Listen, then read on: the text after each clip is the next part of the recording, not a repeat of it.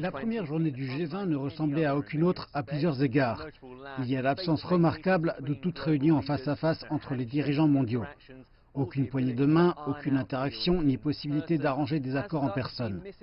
À cet égard, cette réunion est dépourvue de la pompe des temps normaux, de l'habituelle photo dite de famille, remplacée par une image projetée sur des bâtiments dans la nation d'accueil, l'Arabie Saoudite.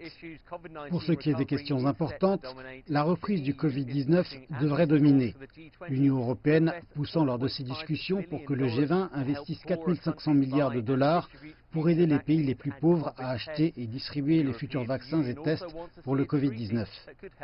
L'UE souhaite aussi voir un traité qui puisse permettre de mieux affronter de futures pandémies, mais les détails à ce stade sont plutôt rares.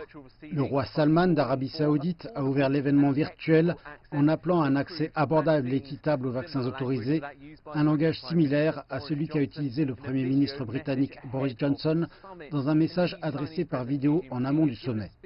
Et en effet, le président chinois Xi Jinping a prononcé un discours affirmant que la Chine rendrait son vaccin disponible et abordable aux pays les plus pauvres. Il a parlé de la nécessité de bâtir un pare-feu mondial contre le Covid-19 en augmentant la coopération dans des domaines tels que la recherche et le développement. La santé financière des nations les plus pauvres est censée être au cœur de ces discussions. On s'attend à ce qu'il y ait une extension jusqu'à la mi-2021 d'un programme de soulagement de la dette lancé par le G20 au début de l'année. C'est ce que rapporterait le brouillon d'un communiqué aperçu par Reuters. On pourrait aussi assister lors de ce sommet du G20 à une pression renouvelée pour des réformes de l'Organisation mondiale du commerce.